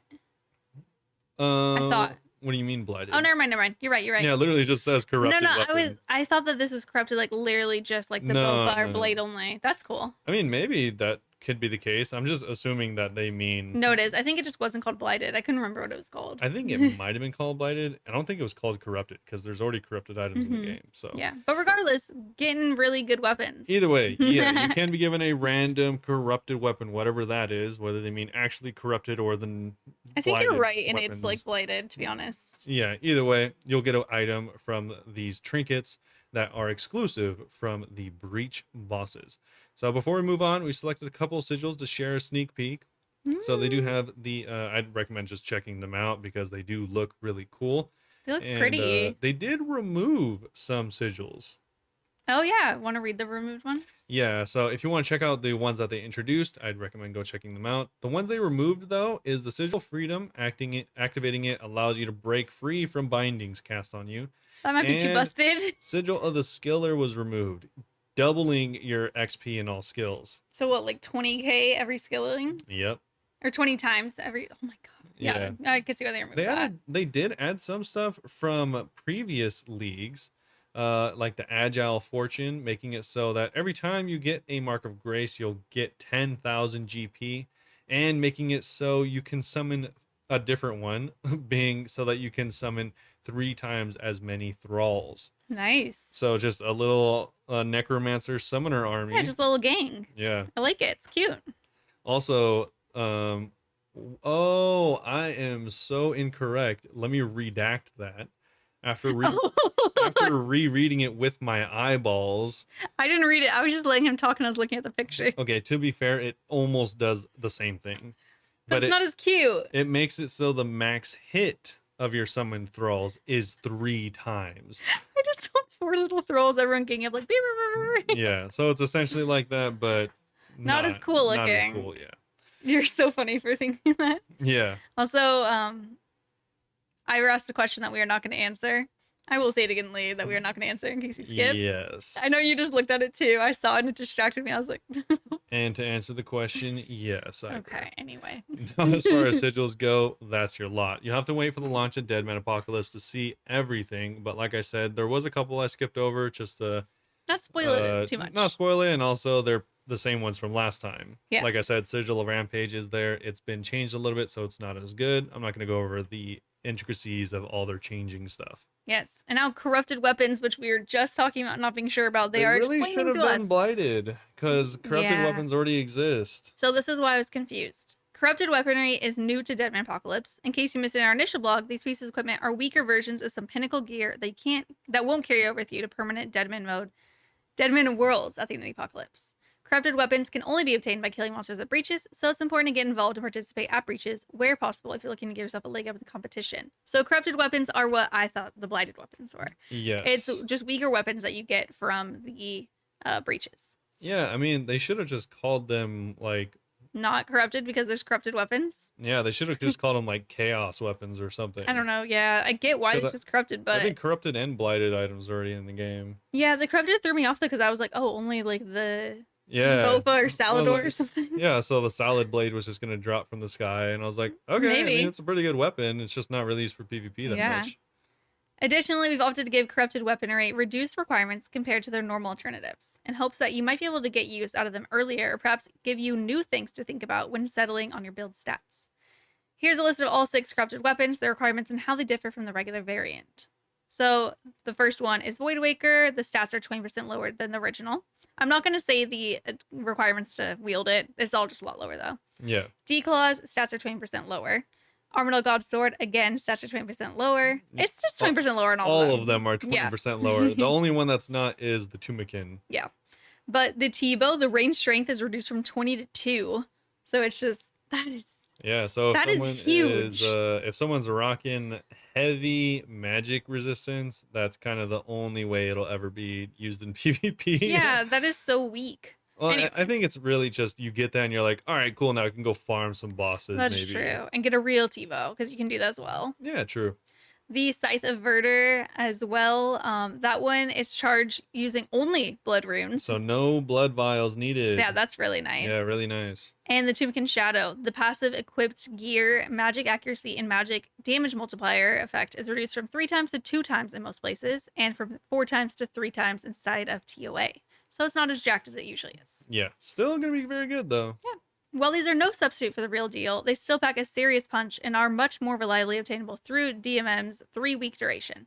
So make sure to get as many breaches as possible and be prepared to fight for your chance at snagging some of the gear listed above. Yeah, pretty cool. Anyways, if you are interested in checking out the finale, it's going to be again on September 16th at 10 p.m. or 10 a.m. PST. So make sure to check it out. And yeah, let us know what you think. I think it looks pretty cool. No, I'm super excited. They do go over a few additional things. Once Oblivion is inevitable and there's not to do but wait for annihilation, fog will begin. The couple of things are the most dramatic sentence you've ever read in your life. Yeah. They do say that fog will begin to fill Gilnor, pushing players to a final location to make their last stand. So that's how they get it to the final few. Mm-hmm. At the same time, breaching monsters will appear along the paths leading to the final area, meaning that no matter where you start out, you can expect to run into a handful of them as you make your way to quote-unquote safety. After a short while, the fog will spread further and push players into an even smaller area, and you kind of get the gist. Smaller and smaller until one remains, and then they also die because it's the apocalypse. Yes, and the only one that remains will get $1 million. That's not accurate. They do say at some stage after the finale has wrapped up, we'll begin selecting winners to receive prize money and announce the winners at a later date. After some checks from anti-cheating team, so make sure to not be any Don't be shady. Naughty boys and girls. The prize pool will be distributed as follows: $1,000 to the last standing player on each of the 5 worlds, so $5,000 there. $1,000 to 20 players based on point tiers, so kind of how we've already been over before and you'll recognize from seasons. 3 winners in the adamant tier, 5 players in the rune tier, 7 in the dragon tier, and 5 out of the top 25. I'm gonna try and get to adamant if I can. For a grand total of what should be $20,000. Yeah, huge. Yeah, so pretty big. Or 25,000. Is it 25,000? $1,000 to 20 players plus 5,000. Whoa, you're right. I thought they said it was only 20. I know. Wait. We're teaching ourselves math right now. Wait, brother. I thought they said 20,000. I did too. I feel very deceived right now. I like the way that bamboozled. we're like doing the math live, and we're like, wait a second. 5 plus 20. That's not even 20. That's not even 20. And naturally, we can't find anywhere in the notes where they mentioned it previously. It just sounds like we're insane. They probably just immediately. No, they edited it as we were reading this. That's what I'm saying. That's like so messed up. Immediately took it out of the game to make us look crazy. Yeah, they just want us to look insane. Honestly, I don't see it anywhere. No, it's not real. They never spoke of it. Oh, right here. Oh, it is wrong. They said 20,000 there. $20,000 prize pool. It is, by their math, 25,000. Yeah, 20 plus 5 is 25. Because it says 1,000 to 5 to the last player in 5 worlds, and then 1,000 to 20 players. So maybe I love that we've dedicated like a whole 2 minutes to being like, this isn't adding up. They lied to us. Well, increasing your budget by 25% is a big deal. So 5,000 extra dollars if you're the last player standing in each of the worlds. Mm-hmm. And this is apparently not part of the 20,000 prize pool that they initially said. Yeah, I guess not. So technically 25,000 no matter how you split it, really. Yeah. We'll share our full T's and C's closer to the launch of Deadman Apocalypse. Additionally, we'll be looking into any player selected to receive a prize before we announce the winner. Anyone found to have broken the game rules, we get it. Don't be bad or you won't get the prize. Don't be naughty. Yeah. I guess. The way you ended that. Yeah. Speaking of not being naughty. I don't even know how to segue. Okay, permanent DMM, World 345 emerging. Come How would on. I have segued That that? was a layup. What would you have gone with that? If Only naughty boys and girls go to the permanent world. No, I was gonna say obviously all the naughty boys and girls that are already in DMM kind of are gonna be disrupted by this. That is the So, longest segue I've ever heard in my life. well, that's not exactly how it would go. I was trying to help you out. That's generally what you would It say. was really bad.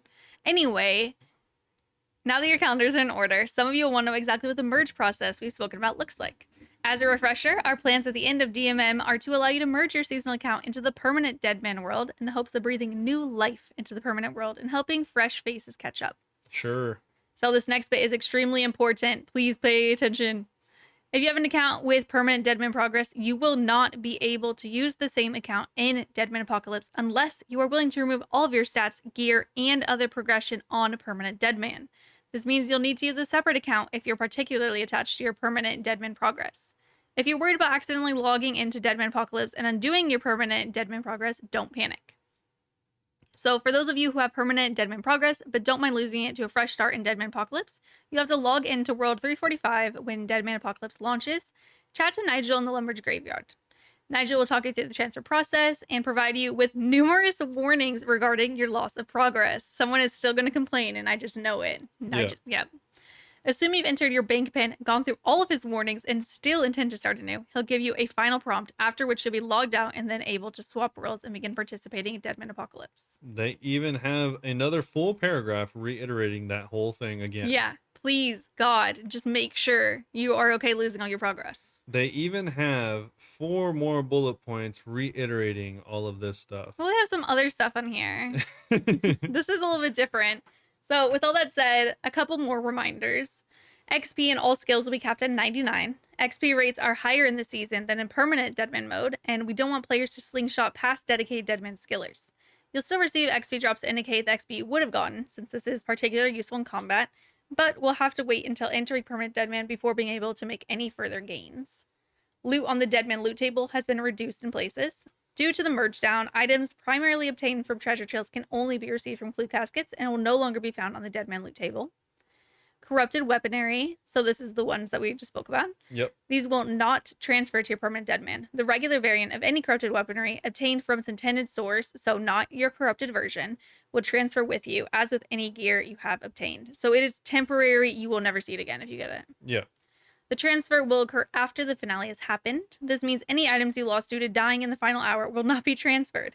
However, if you kill another player during the finale, loot their items and log out, your loot would carry over with you.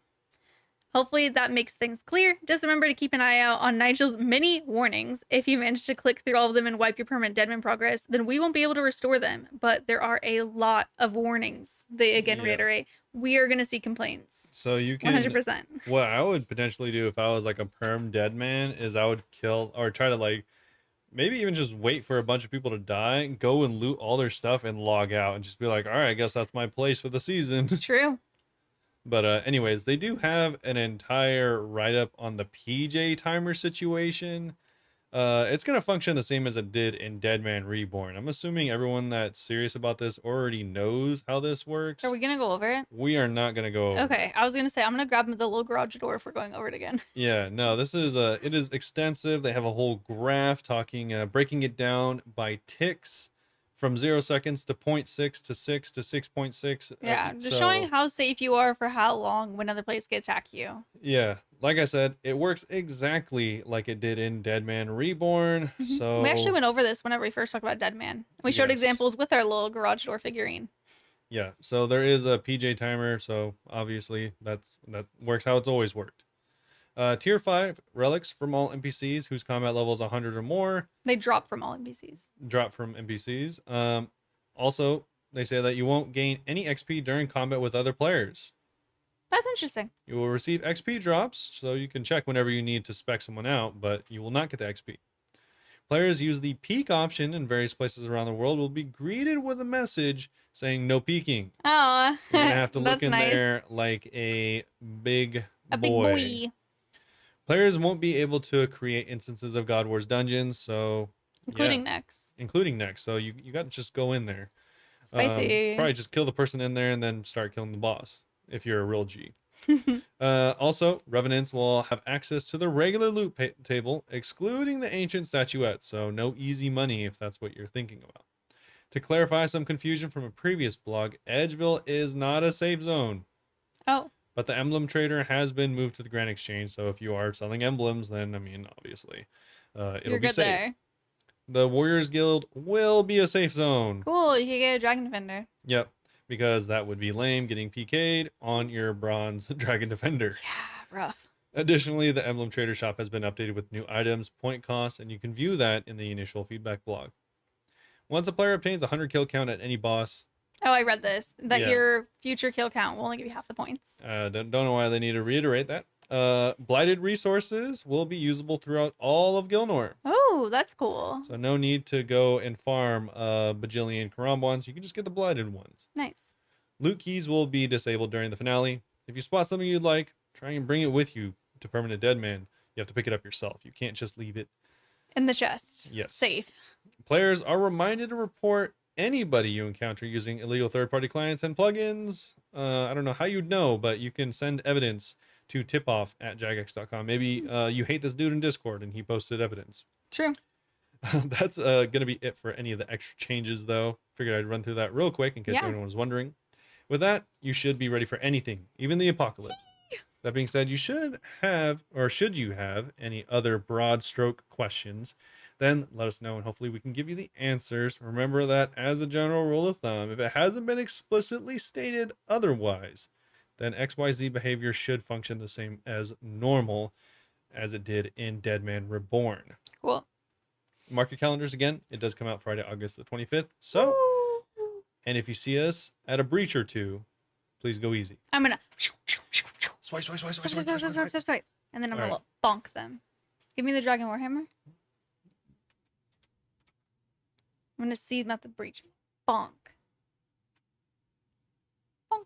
Yeah, you guys need to be careful. I mean, like, go easy on Michelle. She thinks I'm coming to get you. she thinks you're gonna swipe and bonk, and the bonk's gonna be a Dragon Warhammer. So she has a lot of learning to do with the PvP. If you're not watching this on YouTube, we have a little 3D figurine of a baby Dragon Warhammer from Alfresco, and it is the cutest. Yeah, if anyone's seen Michelle's PvPing shorts, she's usually the one I'm at gonna learn. the Chaos Altar specking people out. Yeah.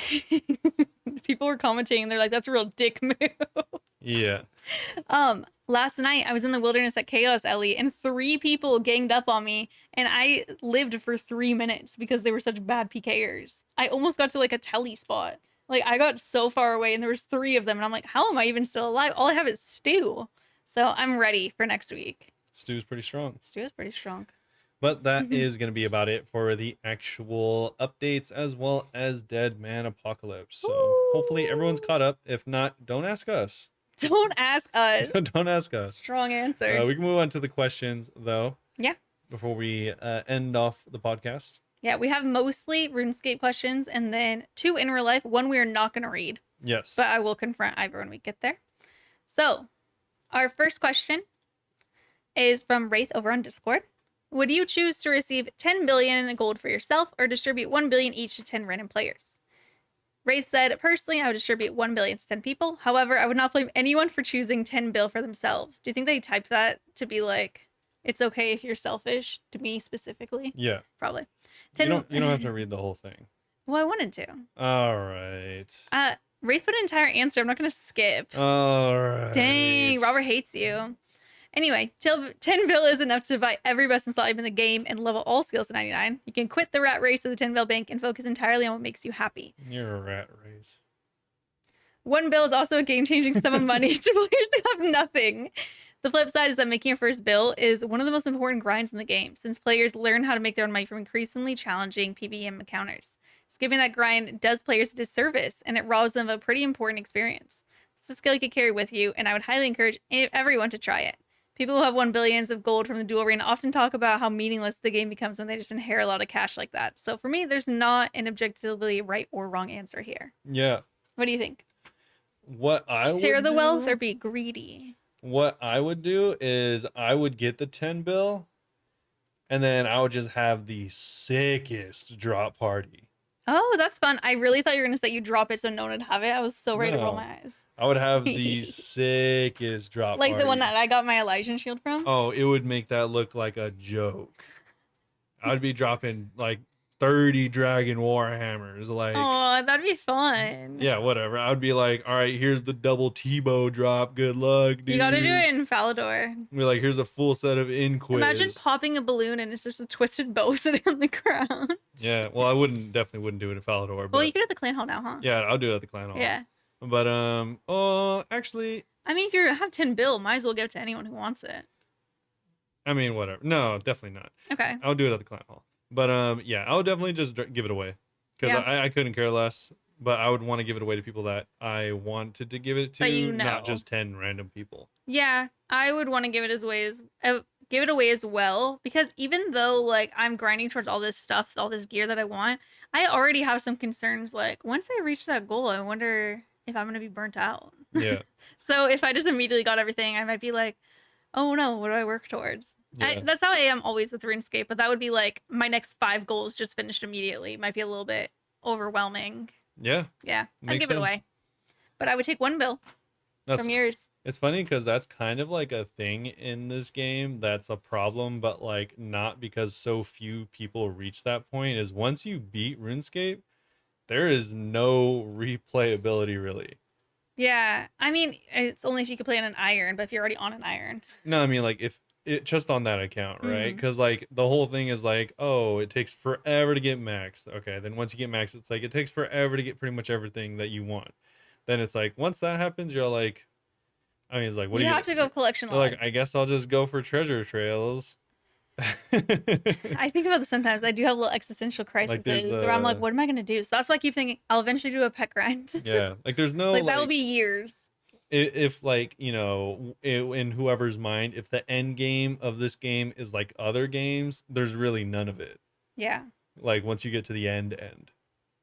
that's just depressing. Robert. I don't like this. Anyways, Our next question is going to be, whoa, sorry, my phone's plugged in and just popped up everything on the computer screen. Our next question is from Matt over on Instagram.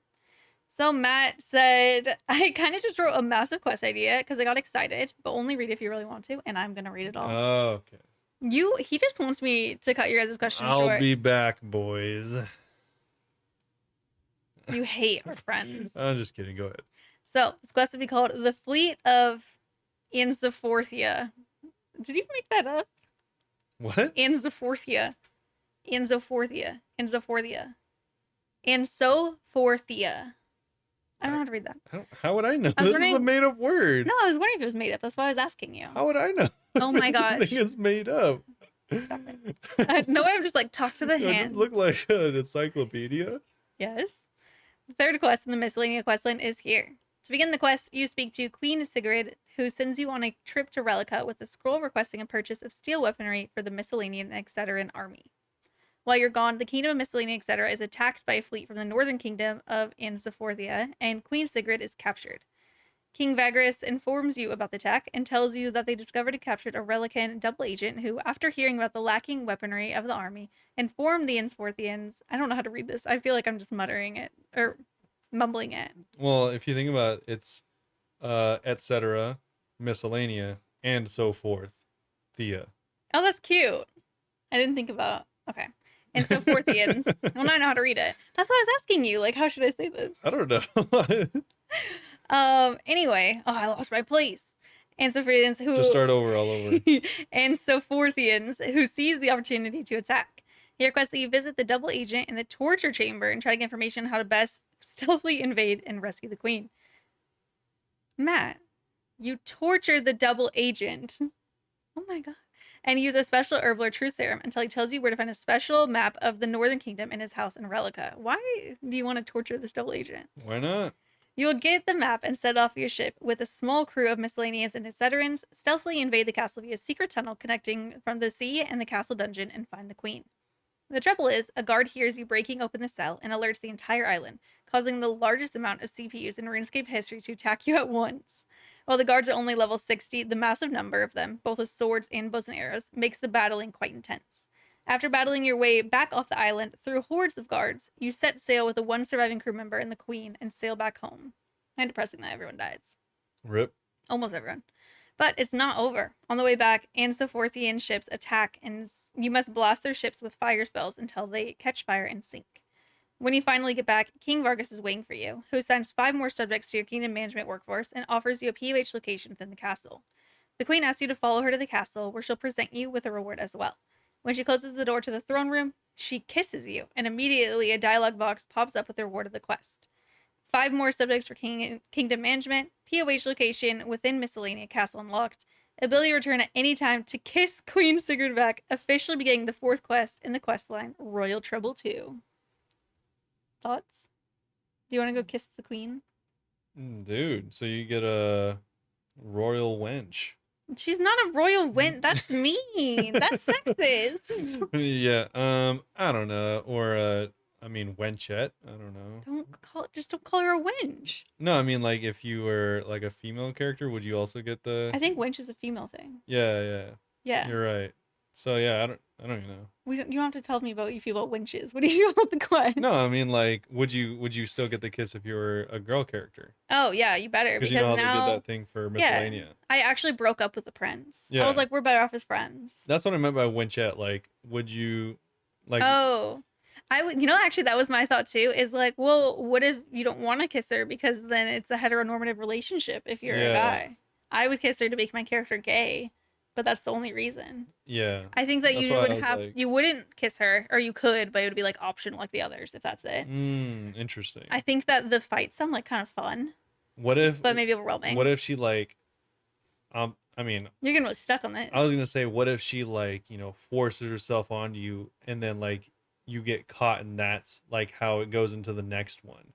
I could see that being the beginning. That's kind of dark. Well, yeah, like she's the villain going into this. Yeah, that'd be. I feel like would be too intense for RuneScape. That'd be fairly adult. That would be way too adult, I think, actually. Yeah. Anyways, I think it's a interesting idea. I've never been super entranced by any of the miscellaneous storyline. I just like the reward of having a few additional people for your kingdom. I couldn't care less. Honestly, Oh, I still go there all the time. I think that's such sleeper content. It's just like, I hate the sit and wait content, if you can even call it content. Oh, you have to wait a week to get them. Yeah, you're like, all right, cool. I guess I'll be back on this 401k investment that is a video game. Stop it. That's actually very true. Yeah, so ridiculous to me. They're like, here's some cool content. Just wait a week and you'll get some really cool stuff. It keeps you coming back to the game. Yeah, that'd be like if you log into Call of Duty, they're like, oh, you've been away for so long, you unlocked the sickest gun. And I'm like, what the heck? Shut up. Don't ruin it. All right, but I think the storyline is cool. Yes. I like the name of the idea once Robert told me it. Yeah. And so forthy, I think that's cute. Yeah, I like the idea of the quest. How everything exactly is done, I don't really have a problem with it, but it's not super interesting. Because it's miscellanea. I think it'd be cooler if it was released after sailing and it had boat combat. I was thinking that whenever you said like the setting for the boats, I was like, well, that could be a sailing thing. Yeah, so I think that would be cool. That'd be one of the first sailing quests that was a quest first and a sailing quest second. That'd be nice. So, or it could be, obviously, but I think it's generally cool. Yeah. Yeah. I agree. I like the idea of having like tons and tons, the most NPCs that you have to fight, even though I don't know how realistic that is for hardcores. Yeah. Yeah.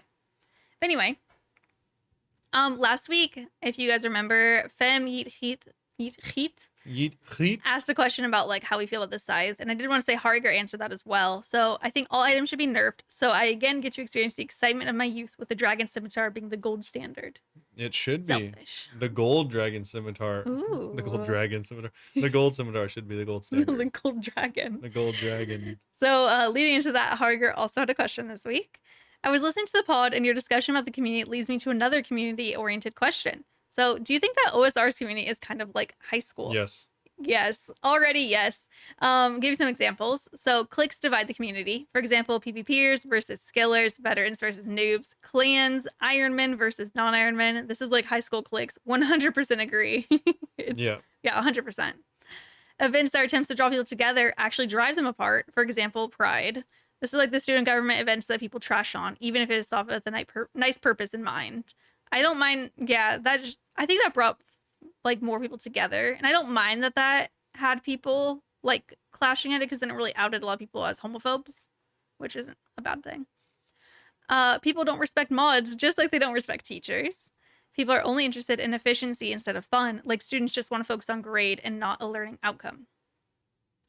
And I know that this is a weird comparison, but I was just watching an American movie set in high school and I thought about it. The American movie being 21 Jump Street. Yeah, it's a funny movie. Yeah. 100% I think it's like clicks. Um, Depending on the content yeah. that you do and stuff, like whenever I've had people in like the HLC, the high level community in the chat, some of them are like really chill. So obscene. But some of them are so elitist. I literally had to message someone and I was like, can you like stop saying stuff? It just felt, and now that you're like saying these comparisons, I'm like, it's very like jock and high school vibes. I did not go to high school. I did high school online, I should say. Yeah. But no, it does feel very high schooly sometimes.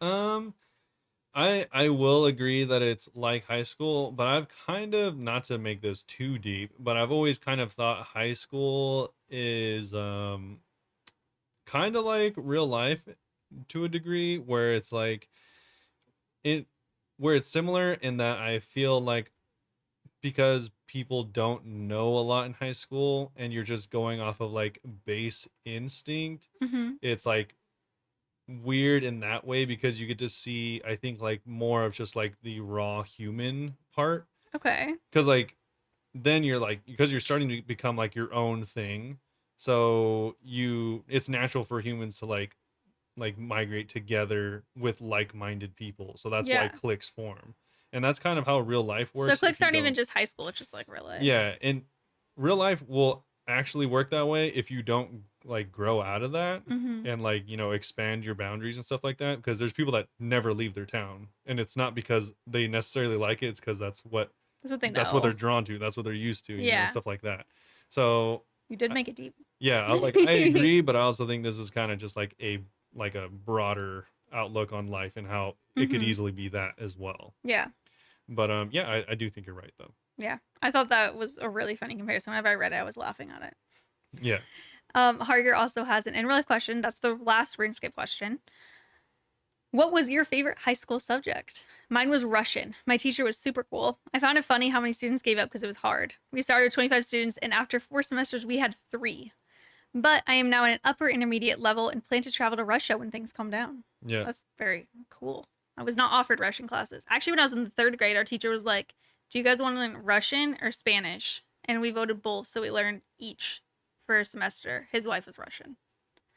We mostly Okay. just learned, it was really random, okay? You're like, I know how to say Ruski, dude. I don't remember any of it, but I Wow, remember learning how that's to count to cool. 100 in Spanish, and now I only remember to 10. But Yeah. what was your favorite? I am while this isn't exclusive, I'm a big believer in that most kids don't like subjects, they like teachers. True. So which teacher made you enjoy their subject? In that case, I had, I think, 3. Mm-hmm. Well, it's funny, I had one class that I actually really liked, disregarding the teacher. Not that he was bad, just he wasn't super, like, I wasn't that great of a yeah, he teacher. wasn't like super, energetic or anything like that. He was just kind of there, but the Yeah. stuff he introduced was pretty cool. So, and that one was actually, funny enough, programming. We Oh, programmed a game. I don't even know what language it was in, or I would try and go back and do it again, but that's it was fun. a graphical language that you could do on an iPhone, and we Oh, got iPod touches, and you could make a game. And the game I made was actually pretty legit. really? It was a like a ball, or like a, really, it's just a circle that fell from the sky and you had to dodge it. Oh, And what? if you I never knew about yeah, this. if you collided with it, then you would lose. That's And cool. yeah, so I made that game, and it was pretty fun. It was Is actually that what really made you fun. into like interest in programming stuff? That kind of just made me more interested in like kind of the behind the scenes of how things work in tech in I general. didn't even know that you did that. That's so cool. But yeah, that was only one class ever. I never took anything else similar, and like I said, I don't even remember the language it was written Yeah. in. So there's that. English I hated, but we had this great teacher. She was a basketball coach for the women's basketball, and Every school is she like that. The teachers are also coaches for every sports yeah, team. yeah, she was great because like if we did really good, not only was she like, you know, super reaffirming, but she made us muddy buddies, Isn't it like the which pretzels with chocolate? it's Chex Mix Uh, with chocolate, peanut butter, and powdered that sugar. sounds right up your alley. So good. So good. That's really nice. Yeah, and then the final one is actually this is probably the only reason I remember French fairly well is because my French teacher. Are they really cool? Yeah, she was really cool. I liked her. It was like approaching on like I liked her so much it was like approaching on like a crush. Ooh la la. Like she was just Oh, really cool. She was really understanding. Her name was Miss Dolphin. that's a strong. That's why you had a crush on her. Strong Who name. wouldn't? Strong If you name. marry her as an adult, your last name would be Dolphin. I think she was married to someone else that was a teacher at the school as well. There's 2 dolphins at your school. No, they had different last names. Ah, Yeah. missed opportunity. There was another teacher I had, and I also had her husband, and he was really cool too. And they were both teachers. He taught history, and for some reason, I would always write my name as first name, the boss, last name. You would? I don't know That's why. the most Robert thing I've ever heard my last name. Also, I like that you wouldn't even say Robert the boss. You said first name, like no one knows your first name. Well, either way, yeah. The boss. And I wrote that on all my papers, and every time he turned back the paper, he'd be like, "The boss." Stop it. And he thought I was a really big fan of I'm totally blanking, but there's a singer of a band, a Oh. very famous singer of a band. Called the And- boss. Yeah, his stage name was the Boss, And you just like saying the boss. and I just thought it was funny. Yeah. And He probably still remembers you because of that. yeah, maybe. He's probably like, yo, there's this really weird dude who's obsessed with the boss. Yeah. Funny looking back on it now, my high school is actually pretty cool, and I Yeah. like the teachers, but during the time I I hated school. the best way I've ever heard it said was very recently, and it's that I like learning, I hate studying. Yes. So I agree with that. I It's always like whenever loved we're learning our Dutch on we got Babbel, by the way. I think I mentioned that in the first half, but it's been like so much fun doing it at the same time. Yeah, But like I noticed even like whenever you're not here, I'm just like, all right, I'm gonna try and do like a bunch, like actually focus and study. I'm like, oh, this is way more boring now. yeah. Like 9 times out of 10, I'm way more interested in watching like a documentary on World War II than like Yeah. most other things. Yeah, I feel you. Just because like learning stuff is like crazy. Yeah. But yeah, that's about it. An infinite answer for a very small question. You kind of made me change my answers a little bit and think about who the best teachers were. So it reminded me in 5th grade, I was really lucky. I was in this one person's class and we would cook every month in the class. Yeah. And it was actually a lot of fun. Which Was is it funny. econ? No, it was we didn't have teachers for different subjects until we got into this 7th grade. Yeah. So she was our teacher for every subject. Mm, And once a month we'd just cook. nice. Just because no other class in that grade got to do it. So I was lucky to be in her classroom. That's cool. It was really cool. I said like chocolate covered pretzels. We made little bird's nests out of chocolate covered pretzels for like That's Easter cool. time. And during during Thanksgiving, our class only got to invite all of our family to come and we prepared a Thanksgiving meal for them. That's pretty cool. I'm just thinking, man, it sucks for everyone who wasn't in our class. Yeah. Like we're in the middle of the day, they're just learning and we're preparing our feast for a Thanksgiving meal. That's kind of cool. As a teacher, you're like, this class is really cool. I'm gonna do some crazy stuff with them. Yeah, why not? She was Yeah. really cool. I think that was in 6th grade or 5th grade. But other than that, the other class, a serious one that I really liked. I liked psychology in high school because I did all this online and psychology, and there was like the personal living one, personal and family living. Because I was on homeschool, I was able to just speed through those. I finished them so quick because I thought that they were fun. And then another just for fun one. In the 7th grade, I was an Avid, and it was like a college preparation class extra thing. Everyone has Avid. Oh, we didn't. There was only like 6 of us in the class that you chose to be in there. No, yeah. I mean, like it's a extracurricular, but I think like practically every school district has. Oh yeah, like, we Avid. didn't have it at first, but then they ended up adding it, and I joined it. Nice. But it was cool. Like we got to go on trips to visit colleges. This is whenever I thought I was gonna go to college, and most of the class time would just be us messing around, like watching documentary things, and then like the guys in the class would build swords out of like paper towel rolls. So just like college. Yeah, and that teacher was arrested for embezzling money from the school. Yeah, at least it wasn't. She was one of my favorite teachers before I found out about that, though. At least it wasn't for having inappropriate sexual relations with a Ew, student. gross. Shout out. We did Shout it twice. out Ew. There was a PE teacher who was arrested for having a 10-year-old boy feel her up. Nice. It's disgusting. Not to get like super America about it, but before I went to school, there was lockers, a lot of lockers, and they took them out for 10 years because a kid got caught with like a shotgun in his locker. Didn't use it, thankfully, but they removed all the lockers and finally put them back in once I started going there. That's scary. That is so scary. Yeah. Anyway, This is America. do we want to move? Yeah. So, anyways, that's yeah. gonna be it for this episode. And Ivor had a question.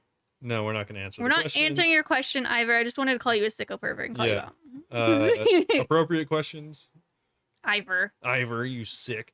But anyways, that's gonna be it for the episode. I think we've mumbled long enough about our high school, Middle school extravaganzas. yeah, shenanigans. So yeah, thanks for listening. And hopefully you guys enjoyed it. If you did, you can check us out on all of our socials. Like I said, Bunebape Discord, as well as anything else really anywhere. Yeah, so our TikTok and Twitter, both Bunebapeosrs. Our Instagram, YouTube, and Twitch are all Bunebape. I stream 5 days a week at twitch.tv/Bunebape.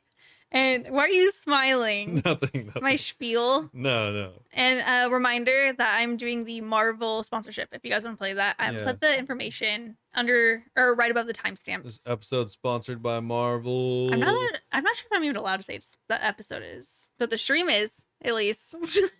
The episode is not sponsored by Marvel. But yeah, come stop by sometime and join me for some raids and fun content. Yep. Yeah. So hopefully you all enjoyed it again, and hopefully we'll see you all very soon. Bye-bye. Bye-bye.